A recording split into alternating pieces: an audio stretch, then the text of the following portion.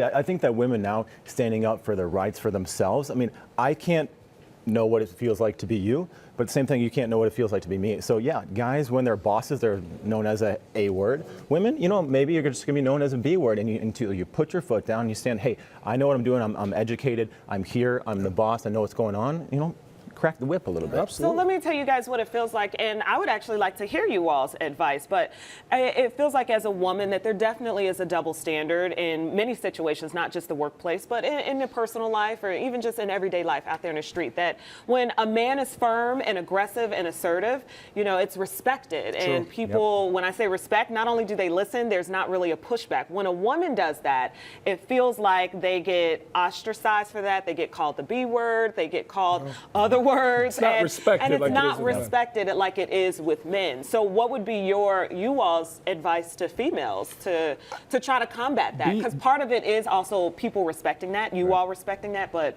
I mean, what would you all say? As somebody who's fathered a son who's 11 years old, and who knows if a daughter's in the cards for me, but I would instruct them both the same. I think this is a genderless lesson coming from Issa Rae in terms of it shouldn't be, hey guys, go out there and be difficult and be hard and be that B word. Hey women, that's not really what you should do. No, that's not how this goes. This is, if you're in the workplace and you want to get ahead, sometimes you firmly got to put your fist down, and that's male or female there. So I think it's great that Issa's speaking to women right there, but I guess my advice would be, and this isn't mansplaining, this is just advice as a parent. Yeah, no, I asked you, I want to know. Is be who you think you need to be, and don't worry about gender. Don't execute as a woman, execute as a human being who deserves. Go out and get what you deserve. That's kind of what I feel like there. No, I completely agree with you. As a new father myself, I mean, I would give the same advice to my son.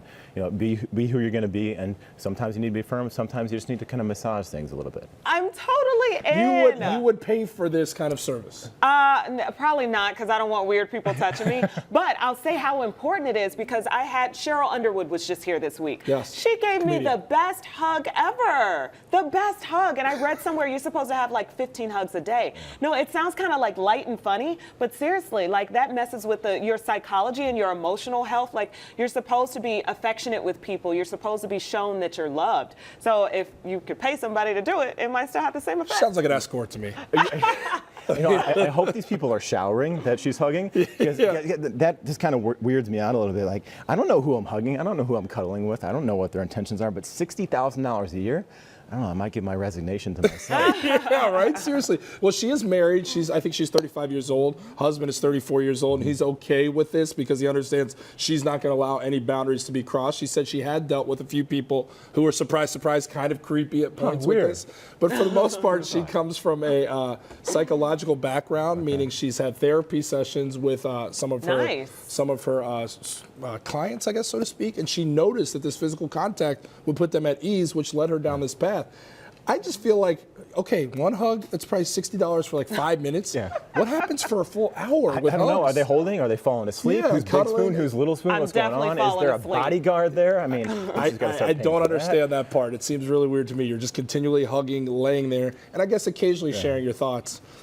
I don't know, find a strip club. I mean, it does have that. It's kind of like, I imagine Prohibition was the same when alcohol was illegal, and now it's nothing. You don't get judged for having a glass of wine, or if a guy wants a glass of scotch or whiskey. Like, it's just a part of society. I think marijuana will get there too. Do you know people in your guys' lives who are maybe the fireman, let's take police out of it, a fireman, or the banker who's the family man? Do you know people that have everyday roles and contribute to society that indulge every now and again? I'm sorry, I didn't hear you. I just smoked a bunch of weed this morning.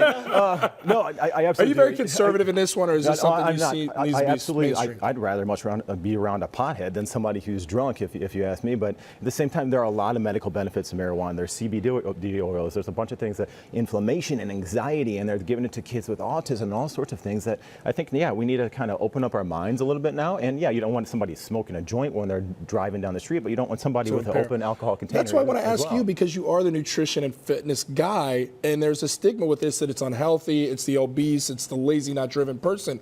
Is there benefits that you just listed? There are some serious ones that health plays a role, and this is a good thing for health. There's huge benefits. I mean, look, we have people, the professional cuddlers. We have people that have support dogs. Why not a little CBD oil, or smoke a little bit of weed or oil at night to kind of calm yourself down? What's different between that and a glass of wine? And actually, there's more benefits in that anti-inflammatory effects and kind of the anxiety effects as well.